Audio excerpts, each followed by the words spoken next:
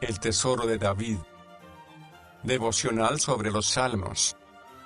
Por Charles Spurgeon. Salmo del 63 al 66. Salmo 63. Título: Un salmo de David, cuando estaba en el desierto de Judá. Este salmo fue escrito probablemente cuando huía de Absalón. Ciertamente en el tiempo que lo escribió, era rey. Versículo 11, y está apurado por los que procuraban matarle. La palabra distintiva de este salmo es temprano. Cuando la cama es más blanda, nos sentimos tentados de levantarnos tarde, pero cuando no hay comodidad, y la cama es dura, si nos levantamos más temprano para buscar al Señor, tenemos mucho que agradecer a la aspereza o al desierto. Hay salmos propios para el desierto o la soledad, y tenemos razones para agradecer a Dios que es el desierto de Judá, el lugar en que estamos, no el desierto de pecado. Agar vio a Dios en el desierto y llamó un pozo según el nombre derivado de la visión Beer-lahai-roi. Génesis 16, 13, 14. Moisés vio a Dios en el desierto. Éxodo 3, 1 al 4. Elías vio a Dios en el desierto. Primero de Reyes 19, 4 al 18. David vio a Dios en el desierto. La iglesia cristiana verá a Dios en el desierto. Apocalipsis 12, 6 al 14. Toda alma devota que anhela ver a Dios en su casa, tendrá el refrigerio de visiones de Dios en el desierto de la soledad, la aflicción, la enfermedad y la muerte. Era este el salmo favorito de M. Schade, el famoso predicador de Berlín, salmo que él oraba diariamente con tal fervor y aplicación a sí mismo, que era imposible escucharle sin emoción. Versículo 1. Oh Dios, mi Dios eres tú. El último salmo dejó resonando en nuestro oído el eco del poder, y aquí nos es recordado. Oh Dios, esta es una expresión solemne, lástima que algunos la usen como una simple exclamación, sin darle ningún sentido. En hebreo, el salmo empieza Elohim, ahora bien, Elohim es plural, y es singular, para expresar el misterio de la Trinidad, el misterio de la unidad, la subsistencia distinta de las tres hipóstasis y su consustancialidad. De madrugada te buscaré. La posesión engendra deseo. La plena seguridad no es un obstáculo a la diligencia, sino el resorte principal de la misma. ¿Cómo puedo yo buscar el Dios de otro hombre? Pero busco con ardiente deseo a aquel a quien sé que es mío. Observa el afán implicado en el tiempo mencionado. No va a esperar hasta el mediodía ni el fresco del atardecer,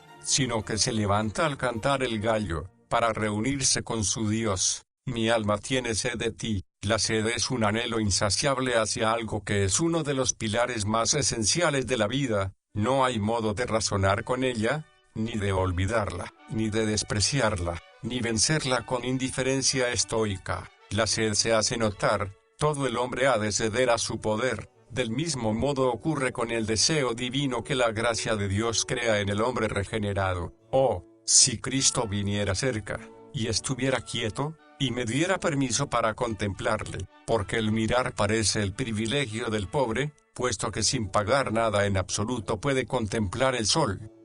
Versículo 2. Como te contemplaba en el santuario, para ver tu poder y tu gloria. Nuestra miseria es que tenemos muy poca sed de estas cosas sublimes y mucha de las bagatelas insulsas del tiempo y del sentido. La vista de Dios era suficiente para David, pero nada inferior a ella le contentaba. El deseo de todo cristiano es, o debería ser, el ver y gozar más y más de la gloria de Dios. Una mirada a la gloria divina crucifica nuestros deseos carnales y da muerte a las corrupciones de nuestro corazón. Versículo 3. Porque mejor es tu misericordia que la vida. El morar con Dios es mejor que la mejor vida que podamos imaginarnos, una vida de comodidades, en un palacio, con salud, honores, riquezas y placeres. Sí, 1000 vidas no son iguales a la vida eterna que se halla en la sonrisa de Jehová. El favor divino es mejor que la vida, sí, es mejor que muchas vidas juntas. Sabemos hasta qué punto tan elevado los hombres consideran sus vidas, y para preservarlas van a sangrar, sudar, separarse de sus posesiones, incluso de sus propios miembros. Ahora bien, Aunque la vida sea tan cara y preciosa para el hombre, un alma abandonada valora las recompensas del favor divino por encima de la vida, sí, por encima de muchas vidas. Muchos hombres se han sentido hastiados de sus vidas, como es evidente por la escritura y la historia, pero ningún hombre se ha cansado del amor y del favor de Dios. No hay persona que dé más valor a poder contemplar el sol que el que ha languidecido largos años en un oscuro calabozo. ¿Qué hay de deseable en la vida si un hombre no tiene lugar en el corazón de Dios? Esta es la mayor bendición temporal y nada puede superarla excepto el favor del Dios de nuestra vida. Y esto es excelente en verdad. ¿Qué comparación hay entre el aliento de nuestras narices y el favor del Dios eterno? Mis labios te alabarán. ¿Es posible que un hombre ame a otro y no le alabe o no hable de él? Si tienes un halcón o un sabueso al que quieres mucho, vas a alabarlo, y puedes amar a Cristo sin hablar nunca o raramente de él, o de su amor, sin alabarlo nunca a otros, para que ellos se enamoren de él también. Puedo asegurarte que será una razón principal por la que desees vivir el que des a conocer al Señor Jesús a tus hijos, amigos, conocidos, de modo que en la edad venidera su nombre pueda resonar y su memoria ser un olor suave de generación en generación. Versículo 4. En tu nombre alzaré mis manos. Las manos no tienen que colgar inertes cuando Dios nos atrae en amor. El nombre de Jesús con frecuencia ha hecho saltar a un cojo como si fuera un ciervo, y ha hecho prorrumpir en aplausos de alegría al triste. Versículo 5. Como de meollo y de enjundia será saciada mi alma. Con frecuencia David se encontraba sin tener nada más que el suelo duro como cama, y las piedras como almohada, y los setos como cortina, y los cielos como dosel. Sí, en esta condición Dios era más dulce que el tuétano y la enjundia para él. Cuando el Señor pone su espíritu en nosotros, entonces nuestras almas hambrientas empiezan un festín, porque su Espíritu bendito nos muestra las cosas de Cristo y nos las aplica, y por este medio estamos capacitados para comer su carne y beber su sangre, y después de recibir de este modo el Espíritu Santo, Él ya no nos lo quita. Versículo 7. Porque ha sido mi socorro. Esta es la gran utilidad de la memoria, el proporcionarnos pruebas de la fidelidad del Señor y guiarnos hacia adelante a una confianza creciente en Él. El modo más seguro y más asequible de echar mano de Dios es la consideración de todo lo que Él ya ha hecho, que era el método de David aquí, porque, dice David, esta era la manera con que Dios me trató antes, por tanto esperaré en Dios del mismo modo. No puedo tener mejor seguridad para el presente o el futuro que las antiguas misericordias que Dios me ha mostrado. Dios ayuda a los suyos a saber llevar con paciencia las cruces que Él pone sobre ellos. Él participa en sus sufrimientos, y en todas las aflicciones de ellos Él es afligido, según nos dice con frecuencia. Él no les impone cargas que Él mismo no les ayude a llevar y les capacite para soportar. Y así en la sombra de tus alas me regocijaré. La misma sombra de Dios es dulce para el creyente, como el pájaro se cobija del calor del sol en el follaje frondoso y canta alegremente. También el creyente entona sus cantos de alabanza a la sombra de las alas de Dios. Versículo 8. Mi alma está apegada a ti. Este es el lenguaje del hombre bueno en sus peores momentos, porque cuando ha perdido su proximidad a Dios, estará desasosegada hasta que la haya obtenido de nuevo y la seguirá con toda su fuerza. Es también su lenguaje en sus mejores circunstancias, porque cuando saborea y goza al máximo de Dios, quiere conocerle y gozar de él más aún. El objeto de su afán no es el cielo ni la tierra meramente, sino Dios mismo. El primer sentido es pegarse, de ahí pasa al sentido figurado de asociarse, adherirse, estar unido con, y de modo particular estar unido firmemente con afecto fuerte. Por tanto, dejará un hombre a su padre y madre, y se unirá a su mujer. En realidad, el estar unido y adherido a su esposa con el afecto más permanente. La adhesión del espíritu de David era un pegarse al espíritu del Señor. Un matrimonio hecho por el Señor no lo puede deshacer el diablo. Versículo 9. Caerán en las honduras de la tierra. Todo golpe dirigido a los fieles va a repercutir en el perseguidor. El que golpea a un creyente, clava un clavo a su propio ataúd. Versículo 10. Serán pasto de los chacales, ni aún merecen ser comida de los leones. Los chacales husmearán sus cadáveres y festejarán en su carne. ¿No es contra la ley de la naturaleza que el hombre sea carne para las fieras? Sí, la carne de estos animales es carroña, no la carne de los hombres. Con todo, la naturaleza da su consentimiento a esta clase de castigo por crímenes contra ella, porque es conforme a razón que la ley de la naturaleza sea quebrantada con el castigo de los que la quebrantan con su pecado, que los que devoran a los hombres como fieras sean devorados por las fieras, que los que con sus manos ofrecen violencia no natural a su soberano sufran de las garras y dientes de las fieras. San Agustín, exponiendo toda esta profecía de Cristo, presenta una razón especial para este juicio de Dios, por el cual los judíos fueron condenados a los chacales. Los judíos mataron a Cristo para no tener que perder su país, pero, en realidad, con ello perdieron su país, porque mataron a Cristo, porque rehusaron al Cordero de Dios y prefirieron a Herodes, una zorra, antes que a él. Por lo que la retribución justa del Todopoderoso es que fueran entregados a las zorras y chacales como su porción. ¿Qué sentencia es la que pronuncia David sobre los que buscan el alma de los justos para destruirla? Serán pasto de las zorras, o lo que es igual, de los chacales. Estos animales, cuando se ven acuciados por el hambre, buscan alrededor de las tumbas, y luchan entre sí cuando devoran sus presas. Su banquete máximo es lo que queda sobre el campo después de la batalla. Oh, no quiero ni aún soñar en uno que haya caído por la espada y esté echado en el suelo, sea destrozado, roído y arrastrado por estos repugnantes animales.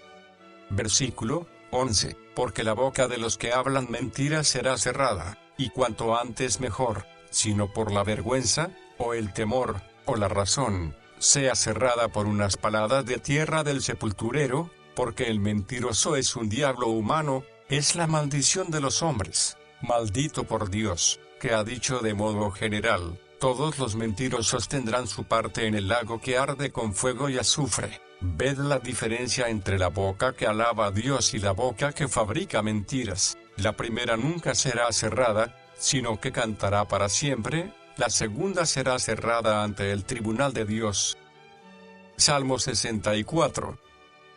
Un salmo de David. Su vida estaba llena de conflictos, y raramente terminaba un salmo sin mencionar a sus enemigos. En este instante sus pensamientos están completamente ocupados en oración contra ellos. Este salmo es aplicado por el rabino Abdías a Amán y a Mardoqueo. El enemigo es Amán, y el objeto de la ira de Mardoqueo. El clamor del elegido de Dios cuando es perseguido por causa de la justicia. Versículo 1. Escucha, oh Dios, la voz de mi lamento. ¿No leemos que Moisés habló con sus labios en el Mar Rojo, y que el Señor le dijo, ¿por qué clamas a mí? Las oraciones que no son oídas en la tierra pueden ser las mejor oídas en el cielo. Nuestro deber es notar de qué forma tan constante David hace uso de la oración, es su hacha de combate y su arma de guerra. Versículo 3. Que afilan como espada su lengua. El verbo significa dice parkursta afilar, amolar, lo cual se realiza mediante una fricción persistente con un objeto más duro, y esta hermosa metáfora es aplicada a la lengua malvada. Sin embargo, ha sido traducido también como vibrar, tal como hace la serpiente con su lengua. El ingenio del hombre se ha aplicado de modo maravilloso a dos cosas: inventar armas de guerra destructivas, e ingeniarse métodos variados para hacer la ruina de los hombres con palabras malignas. La lista de las primeras se halla en los escritos militares, pero las varias formas de hablar mal apenas se pueden catalogar. Los que hablan mal disponen de flechas agudas con la punta mojada en veneno, tienen espadas llameantes, espadas de dos filos, espadas desenvainadas, sacadas en ira, con las cuales cortan y hieren y matan el buen nombre de su prójimo. Los pecados de la lengua son crueles, muy crueles. Cuando calumnian en secreto, como hacen comúnmente, uno no puede defenderse contra estos ataques. Sus cañones son infernales. Uno de ellos es, si una mentira es más útil que la verdad, di la mentira. Otro es, calumnia. algo quedará. Lanza cual saeta sus palabras amargas, se afanan, y con fuerza preparan sus palabras como saetas, y luego las lanzan habiéndolas mojado en amargura. Al clavarse causan angustia, para destruir según es su intento. Versículo 3, 4. Vimos en el Museo de Venecia un instrumento con el cual los antiguos tiranos de Italia acostumbraban clavar agujas envenenadas a los que hacían objeto de su malignidad. Pensamos en las murmuraciones y calumnias secretas, y deseamos que estos artefactos malévolos tengan fin. Las armas de la insinuación solapada y la murmuración parecen tan insignificantes como agujas, pero su veneno instilado es mortal para la reputación de muchos. ¿Hasta qué punto, pues, debe andar un hombre con prudencia para no dar motivo justo de reproches y no hacerse objeto de la burla de los necios del mundo? Mas si es reprochado, y no cabe duda que lo será, que sea por andar en derechura en los caminos de Dios, y no por sus pecados, para que el reproche pueda caer sobre la cabeza del que lo lanza, y su lenguaje escandaloso se les atragante. Versículo 3, 7 al 8. Las armas más ponzoñosas son las palabras malignas, palabras amargas, pero la palabra es el arma principal del Espíritu Santo. Y así como esta espada del gran capitán hizo fracasar al tentador en el desierto, del mismo modo podemos vencer a los obradores de iniquidad con la verdadera hoja de Jerusalén. Versículo 4. Para saetear a escondidas al inocente. La conducta sincera y recta no nos es una garantía contra los ataques de la calumnia. El diablo asaeteó al mismo Señor, y nosotros podemos estar seguros que Él tiene saetas también para nosotros. ¿Quién podría haber pensado que hubiera un diablo en Pedro que tentaba al Maestro, o sospechado que Abraham fuera su instrumento para traicionar a su amada esposa para que cometiera un pecado? Con todo, fue así, sí. A veces lo hace de modo tan secreto que dispara sus saetas con el arco de Dios, y el pobre cristiano es trastornado, pensando que es Dios el que le reprende y está airado con él, cuando es el diablo que le tienta para que lo crea, y solo imita fraudulentamente la voz de Dios. Le tiran de improviso y nada temen. Hemos visto en la vida diaria la saeta de la calumnia hiriendo gravemente a su víctima, pero, aún así, no hemos podido descubrir el lugar desde el cual fue disparada el arma, ni averiguar cuál fue la mano que forjó la saeta o la mojó con veneno. Es posible que la justicia invente un castigo lo bastante severo para que sea proporcionado al daño que causa el malvado que ensucia el buen nombre de una persona y permanece escondido. Un mentiroso a la vista es un ángel comparado con este demonio. Las víboras y las cobras son inocentes comparadas con un reptil así. El diablo mismo debería sonrojarse de ser el padre de una descendencia tan baja. Versículo 5. Obstinados en su inicuo designio, los hombres buenos se hallan desanimados con frecuencia y no es raro que se desanimen el uno al otro, pero los hijos de las tinieblas son astutos en su generación, y persisten en su estado de ánimo, y se anima el uno al otro. Calculan para tender lazos ocultos, saben cuál es el beneficio de la cooperación, ponen sus experiencias en común, se enseñan el uno al otro nuevos métodos, y dicen, ¿quién podrá verlo? Se olvidan que hay un ojo que todo lo ve y una mano que todo lo descubre, que será dura sobre ellos. Por tanto, no temáis vosotros que tembláis, porque el Señor está a vuestra mano derecha, y no os causará daño el enemigo. Versículo 6. Inventan maldades. Es triste que para causar la ruina de un buen hombre los malvados muestren con frecuencia tanta diligencia como si estuvieran buscando un tesoro. Es una señal de que la malicia está hirviendo en los corazones de los hombres cuando son activos en la búsqueda de algo contra sus prójimos. El amor prefiere no ver o escuchar los fallos de los demás, y si esto es inevitable, se ocupa en curarlos y reformarlos dentro de lo que está en su poder. Versículo 8. Sus propias lenguas los harán caer, las calumnias y mentiras producirán su efecto sobre ellos mismos, con sus propias lenguas se cortarán el cuello. Un refrán común dice que las palabras son viento, pero son un viento que puede soplar para llevar al alma a un cielo de reposo si son santas, salutíferas, espirituales y edificantes, o bien puede llevarla al mar muerto de la miseria eterna si son profanas, necias, espuma y sin provecho. Se asombrarán todos los que los vean. ¿A quién le gusta estar cerca de Herodes cuando los gusanos le están royendo? O en el mismo carro de Faraón cuando las olas le rodean, los que rodean a un perseguidor poderoso y se arrastran a sus pies son los que primero le abandonan en el día de la ira. ¡Ay de vosotros mentirosos! ¿Quién deseará vuestra compañía cuando os halléis en el lago de fuego? Versículo 9. Entonces temerán todos los hombres, y anunciarán la obra de Dios. Tan espantoso y decisivo será el derrocamiento de los malvados por el Señor que todo el mundo hablará de ello. Salmo 65. Este es un salmo encantador, viniendo después de los anteriores que son tan tristes. Parece la aparición de la mañana después de las tinieblas de la noche. Hay la frescura del rocío en él, y desde el versículo 9 hasta el final hay una sucesión dulce de cuadros o paisajes que nos recuerdan la hermosura de la primavera, y verdaderamente es una descripción, en imágenes naturales, del estado feliz de la mente de los hombres que resulta del día de la primavera que nos visita desde lo alto. Lucas 1 al 7-8.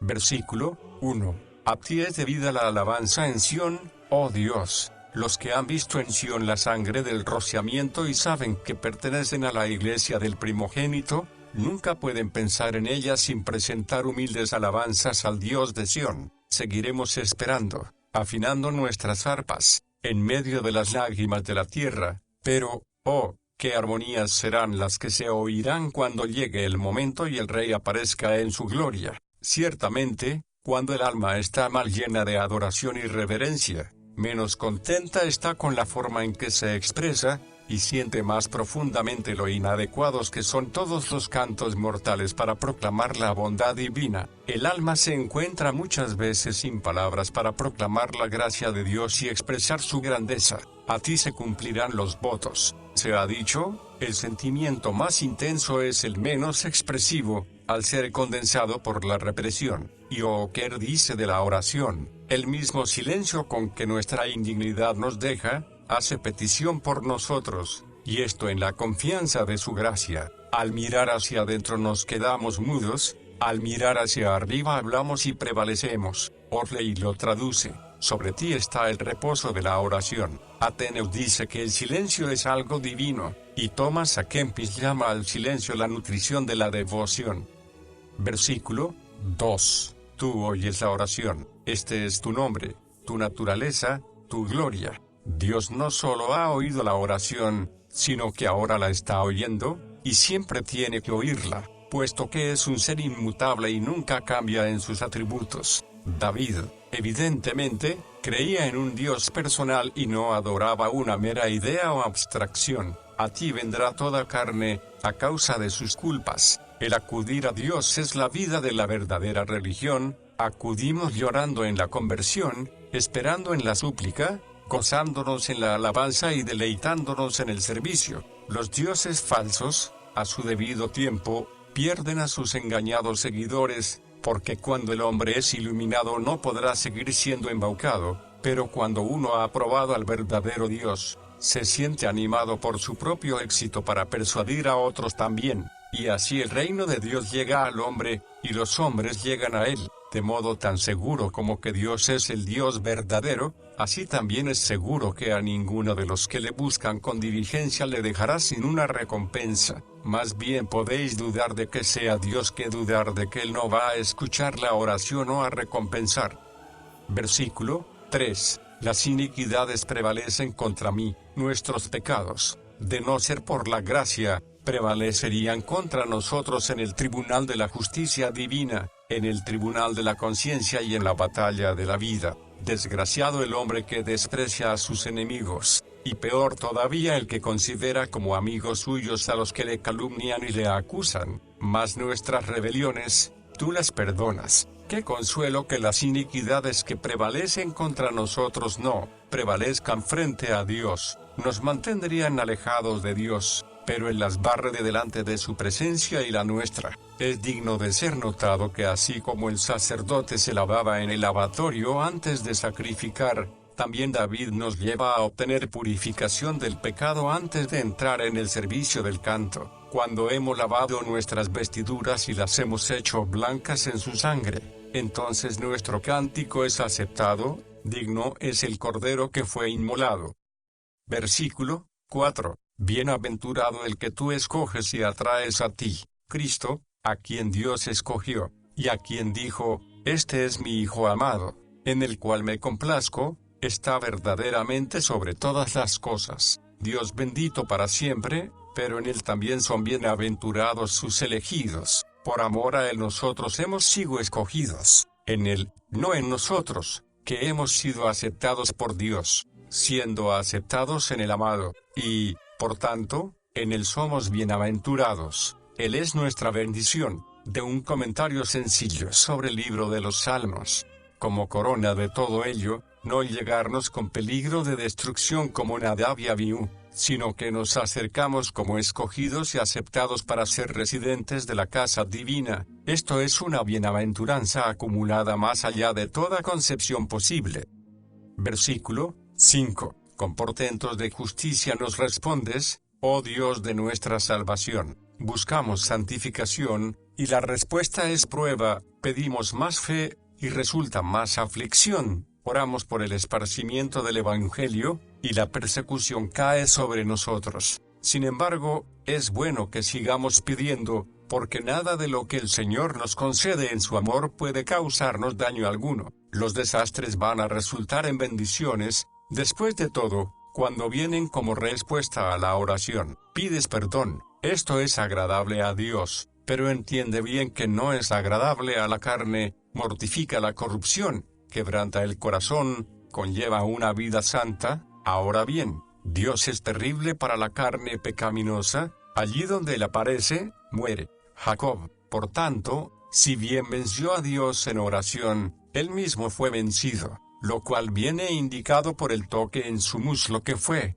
dislocado, allí donde hay la tensión principal en la lucha. Cuando somos débiles, entonces somos fuertes, porque cuando Dios aparece, nosotros morimos a nosotros mismos y vivimos en Él. Esperanza de todos los términos de la tierra. La estabilidad de las montañas no ha de ser adscrita a ciertas leyes físicas, sino al poder de Dios. Sin el poder inmediato de Dios, las leyes de la naturaleza no podrían producir su efecto. Qué consolador y satisfactorio es este modo de ver la providencia divina, comparado con el de la filosofía infiel que nos prohíbe ir más allá del poder de ciertas leyes físicas, que si bien concede que fueron establecidas por Dios, pueden ejecutar su función sin él. Y de los más remotos confines del mar, si la tierra dio ancianos a Moisés, el mar dio apóstoles a Jesús. Noé, cuando todo era océano, estaba tan tranquilo con Dios como Abraham en su tienda. La fe es una planta de crecimiento universal, es un árbol de vida en la ribera y una planta de renombre en el mar, y, bendito sea Dios, los que ejercen fe en Él en cualquier punto, hallarán que Él es rápido y fuerte en contestar sus oraciones. Versículo 6. Tú, el que afianza los montes con su poder. Los filósofos de la escuela que se olvida de Dios están demasiado absortos en sus leyes sobre cómo se elevan los montes, para pensar en aquel que los eleva. Sus teorías de la acción volcánica y de los glaciares, con frecuencia son usadas como cerrojos para cerrar al Señor el paso a su propio mundo. Permitidme que hable como un simple, no como un filósofo, como David, porque él se hallaba más cerca de Salomón que ninguno de nuestros científicos modernos. Ceñido de valentía, aprendamos que somos seres minúsculos. Si queremos ser establecidos de veras, tenemos que ir al que es fuerte en busca de fuerza. Sin él los montes eternos se desmoronarían. Cuánto más lo harán nuestros planes, proyectos y labores. Reposa, oh creyente, allí donde los montes hallan sus bases, o sea, en la potencia incólume del Señor Dios. Versículo 7. Y el tumulto de las naciones. La sociedad humana debe su preservación al continuado poder de Dios. Las pasiones viles darían por resultado su disolución instantánea. La envidia, la ambición y la crueldad crearían la anarquía mañana si Dios no lo impidiera. De ello tenemos clara prueba a lo largo de la historia. Versículo 9. Cuidas de la tierra, y la riegas, se nos presenta aquí como el jardinero que recorre su jardín, yendo alrededor de la tierra y dando agua a toda planta que la necesita, no en pequeñas cantidades, sino hasta que la tierra queda empapada y saturada con rica provisión de refrigerio. Oh Señor, de esta manera visita a tu iglesia, y a mi pobre, reseca y marchita piedad. Haz que tu gracia rebose en gracias en mí, riégame, porque no hay planta en tu jardín que lo necesite más. El sol se levanta y se pone con regularidad, las estaciones se suceden las unas a las otras con fidelidad, y todo ello lo aceptamos como algo natural, por más que sea asombroso a toda comprensión y bueno para los deseos más amplios del corazón humano más noble. Si por un momento fallara en Dios su poder, su vigilancia, su voluntad de hacer el bien, signo de exclamación abierta, sobrevendría una ráfaga súbita de muerte y aniquilación por todo el universo. Las estrellas vacilarían, los planetas expirarían, las naciones perecerían, pero, aunque pasen las edades, no ocurre una catástrofe semejante, a pesar de los peores crímenes nacionales y del ateísmo que niega la mano que lo alimenta. Dios es inteligente, amante y libre. Dios lo rige todo y está por encima de todo. No es desplazado o sustituido por las fuerzas y agentes que emplea. No es absorbido por el cuidado de otros mundos. No es indiferente hacia la tierra. Preparas el grano de ellos, de modo tan seguro como el maná era preparado por Dios para las tribus. Igualmente el trigo que necesitamos para nuestro uso diario no lo envía Dios. ¿Qué diferencia hay si recogemos vasijas de maná o gavillas de trigo? ¿Y qué importa si viene de arriba o si crece desde debajo? Dios está tan presente en lo uno como en lo otro. Es una maravilla tan grande que el alimento surja de la tierra como que caiga de los cielos. Versículo 11. Tú coronas el año con tus bienes, y tus nubes destilan abundancia. Se dice que por donde pasaban las hordas de los tártaros no volvía a crecer la hierba allí donde quedaban las marcas de las herraduras de sus caballos. Por el contrario, igual se dice que por donde pasa Jehová se puede seguir la abundancia que crea. Versículo 12. Destilan sobre los pastos del páramo. 10,000 oasis sonríen cuando el Señor de toda misericordia pasa por ellos. Los pájaros del aire, las cabras monteses y los ciervos rápidos se regocijan cuando beben de los estanques, ahora llenados desde el cielo. Dios visita con amor a la más solitaria y desolada de las almas. Versículo 13. Y aún cantan. En la naturaleza no hay discordancias. Sus aires son melodiosos, sus coros, llenos de armonía. Todo es para el Señor. El mundo es un himno al Eterno. Bienaventurado el que, oyéndolo, se une al mismo y pasa a ser un cantor en el poderoso coro. Salmo 66. Tiene que haber sido un hombre de gran destreza el que cantó este salmo. La mejor música del mundo se sentiría honrada de poderse unir a expresiones semejantes. No sabemos quién fue su autor, pero no vemos razón alguna para dudar que fuera David el que lo escribió. Versículo 1. Aclamad a Dios con alegría, toda la tierra. Necesitamos sonidos alegres. Dios ha de ser loado con la voz, y el corazón debe acompañar en santa exaltación. Todas las naciones deben rendir alabanzas al Señor.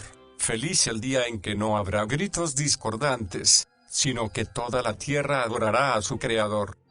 Versículo 2. Cantad la gloria de su nombre. El dar gloria a Dios no es sino restaurarle lo que es suyo. Es una gloria para nosotros el poder dar gloria a Dios, y toda nuestra verdadera gloria debería ser adscrita a Él, porque es su gloria.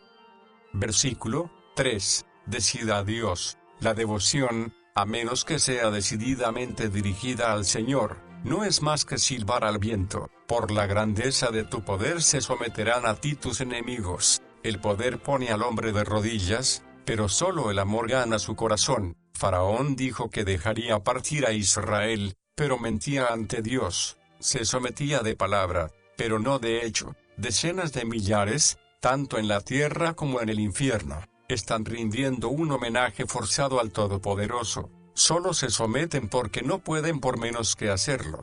Esto no es lealtad, sino que el poder de Dios los mantiene sometidos bajo su dominio sin límites. Aquellos por los que Dios había hecho más, los ángeles, se transformaron primero en sus enemigos. No te aflijas si aquellos por quienes has hecho más son tus peores enemigos. Dios mismo tiene enemigos. Nuestro Salvador, Cristo, nunca se defendió, nunca dijo, ¿por qué me azotáis? ¿Por qué me escupís? ¿Por qué me crucificáis? Aunque ellos proyectaban su ira sobre su persona, él no abrió su boca. Cuando Saulo azotaba a la iglesia con violencia, o sea, a sus siervos, entonces sí que Cristo vino y dijo, Saulo, Saulo, ¿por qué me persigues? Los terremotos en New England dieron lugar a una especie de pánico religioso. Un escritor, que era uno de los ministros de Boston, nos informa que inmediatamente después del gran terremoto,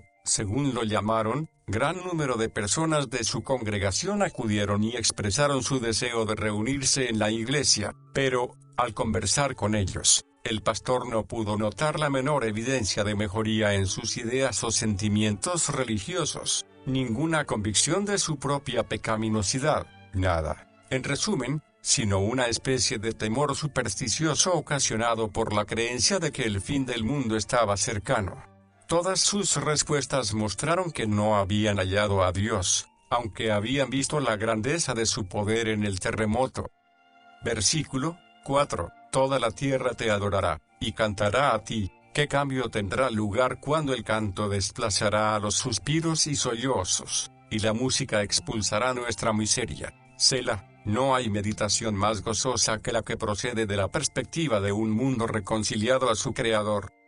Versículo 6. Alegrémonos, pues, en él. Un milagro extraordinario es que los hombres pasen por el amargo mar de esta vida, y crucen el río de la mortalidad que nunca cesa de fluir y que anega a tantos otros y que, a pesar de ello, puedan llegar sanos y salvos a la tierra de la eterna promesa, para regocijarse en Dios mismo y contemplarle cara a cara. Y, con todo, el mayor de los milagros es realizado por Dios para que muchos pasen este mar como si fuera tierra seca y crucen este río con los pies secos. Versículo 7. Sus ojos atalayan sobre las naciones. Esto debería poner freno a tanta iniquidad. ¿Puede la conciencia de un hombre tragar tan fácil y deleitosamente lo que él sabe perfectamente es conocido por Dios y aborrecible a la vista de su santidad y que, por tanto, él detesta su acción? Los rebeldes no levantarán cabeza, los orgullosos no tienen motivos para estarlo. Si pudieran verse como Dios los ve, se encogerían hasta desaparecer. Signo de exclamación abierta: oh rebeldes orgullosos, recordad que el Señor dirige sus flechas a las águilas que vuelan altivas y las hace caer de sus nidos entre las estrellas. Versículo 8. Y hace oír la voz de su alabanza. Por más que los demás alaban reteniendo el aliento, estad seguros de dar todo el volumen posible a vuestra voz. Haced inevitable que los oídos mal dispuestos tengan que oír vuestras alabanzas al Dios del pacto.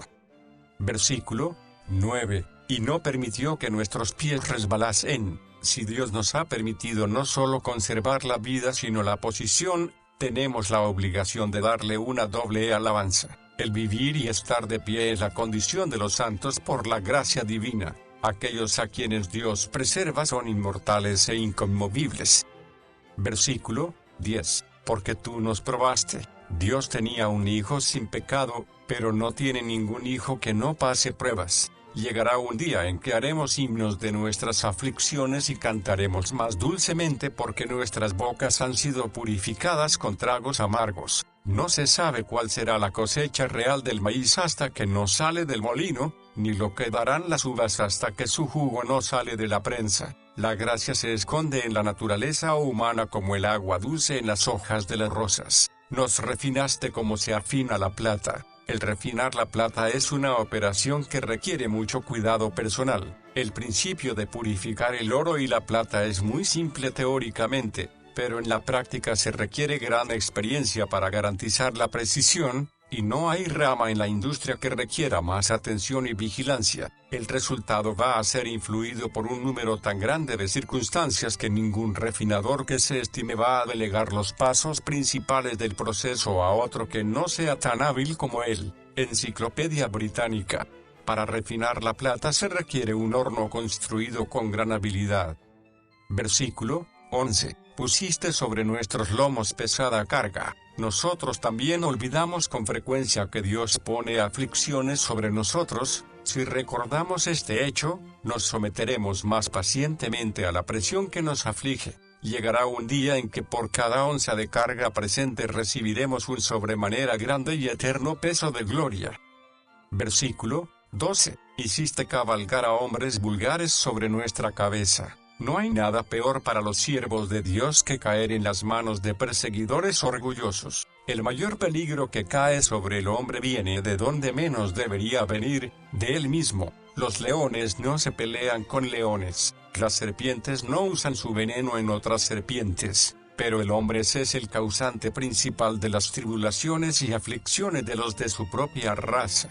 Dios hace la misma acción sobre personas distintas, pero no de la misma manera. En la aflicción de Job había tres agentes: Dios, Satanás y los sabeos. El diablo obra sobre su cuerpo, los sabeos sobre sus bienes. Pese a todo, Job admite un tercer agente: el Señor dio, el Señor quitó. Aquí los opresores pisotean al justo, y se dice que Dios es la causa de ello. Él causa aflicción para probar. Versículo 10, 11. Tú nos has probado, ellos por malicia, ni Dios puede ser acusado ni ellos excusados. Pasamos por el fuego y por el agua, los fuegos de los hornos para cocer ladrillos y las aguas del Nilo hicieron todo lo que pudieron para destruir a la raza escogida. La labor dura y la matanza sistemática de los niños fueron usadas por el tirano. Pero Israel salió de las dos pruebas sin daño, y así también la Iglesia de Dios ha sobrevivido, y sobrevivirá, a todas las crueldades y ataques de los hombres. No hay fuego encendido que pueda quemar a la simiente de la mujer, ni puede el dragón vomitar un río de agua bastante caudaloso para que la arrastre ni la ahogue. Los hijos de Israel, cuando hubieron escapado del Mar Rojo y visto que sus enemigos los egipcios estaban muertos, se consideraron del todo seguros, y por ello cantaron cántico de regocijo y de victoria. Pero, ¿qué sucedió al poco? El Señor suscitó otro enemigo contra ellos, salido de sus propias entrañas por así decirlo, que era el hambre, que les puso en un aprieto, según ellos, aún peor que los egipcios. Pero, ¿era así? No. Después del hambre vino la sed, y esto les hizo murmurar tanto como lo primero, y después de la sed vinieron serpientes venenosas, y fuego, y pestilencia, y a los malecitas, y los madianitas, y, ¿qué más? Pero nos sacaste a abundancia, el camino de la aflicción, y solo este lleva al país do la aflicción no existe. La profundidad de nuestra pena no está en proporción con la altura de nuestra bienaventuranza. Con paciencia podremos resistir las dificultades presentes, pero viene la mañana, sobre las colinas se ve asomar el día, en cuya luz entraremos en nuestro lugar de abundancia. Así que este canto de la música de David, o salterio, consiste en dos notas, una triste, lúgubre, la otra alegre, la una un toque de aflicción, la otra un refrigerio, lo cual dirige nuestro curso a una observación de la miseria y de la misericordia, de la aflicción desgraciada, y de la misericordia graciosa.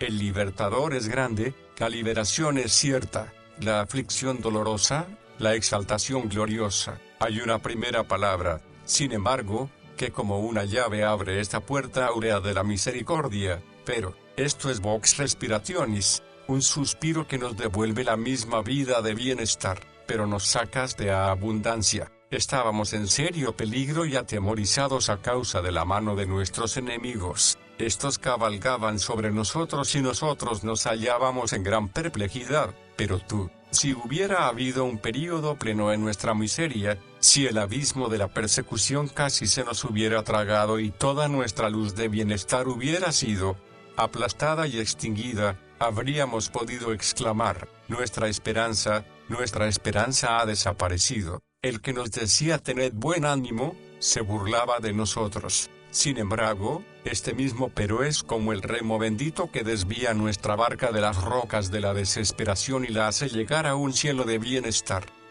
Versículo 13. Entraré en tu casa con holocaustos. Incluso el corazón más agradecido no se atreve a presentarse a Dios sin una ofrenda de alabanza agradecida. De esto, así como de otras formas de adoración, podemos decir, la sangre es la vida de ella. Lector, no intentes presentarte ante Dios sin Jesús, el holocausto aceptado, prometido y concedido divinamente. En cuanto a nosotros, tengamos la seguridad de que el mejor sacrificio que podemos ofrecer a Dios es la obediencia, no un animal muerto, sino un alma viva, que este sea nuestro holocausto, un cuerpo y una mente santificados entregados al Señor. Romanos 12, 1, 2. Primero el corazón, hijo mío, dame tu corazón. Proverbios 23, 26. ¿No basta con el corazón? No, la mano también. Lávate las manos de sangre y contaminación.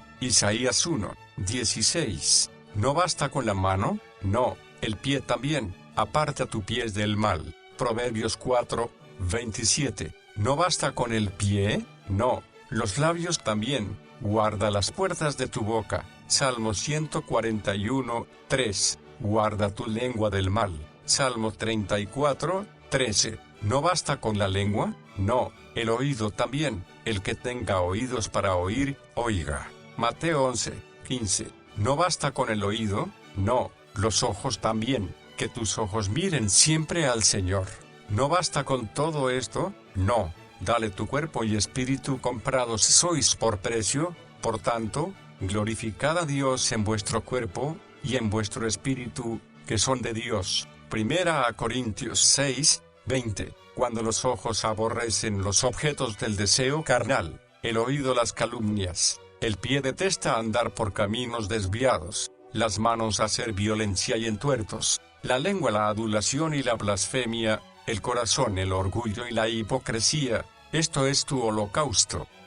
Versículo 14. Los que pronunciaron mis labios. La aflicción extrema abrió la puerta de sus labios y salió el voto que había estado buscando una abertura. Aquello que ofrecimos en el voto, ávidamente lo ejecutaremos. Sin embargo, tenemos muchos votos que salen corriendo en las palabras, pero que van cojeando en cuanto a los hechos. Cuando estaba angustiado, todos los hombres pasan aflicción, pero no obran igual bajo la misma. El profano puede jurar y el piadoso orar. Tanto personas malas como buenas se sabe que han hecho votos, pero el uno es un mentiroso con respecto a Dios y el otro respeta a conciencia su palabra.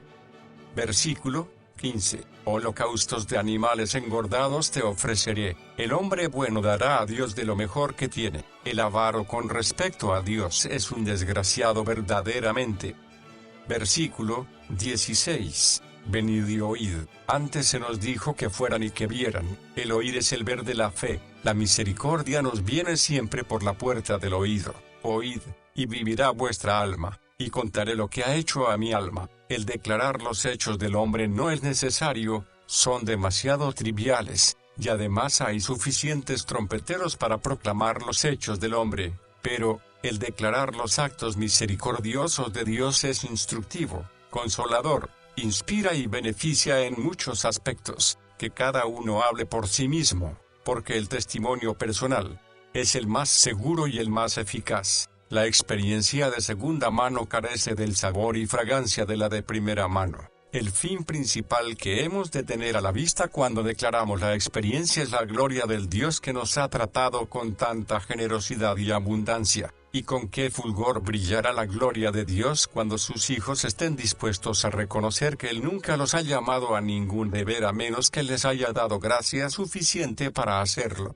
¿Cómo? ¿Estamos avergonzados del tema más noble y más interesante? Es una pobre señal de que hayamos sentido la gloria de Dios y no creemos que sea necesario declararla a los compañeros en la fe. ¿Cómo? Supongamos que uno fuera a parar a una orilla extraña, un lugar donde no entiende el lenguaje ni las costumbres de los habitantes, y fuera tratado por ellos con crueldad, ¿no crees que sería una dicha inmensa el que pudiéramos contar nuestras penas y problemas a otro? Y pensaremos menos cuando nos hallamos en un mundo como este, una tierra extraña, y a una gran distancia de la casa de nuestro Padre. ¿Descuidaremos el conversar los unos con los otros? No, que nuestra conversación sea sobre cosas espirituales y celestiales.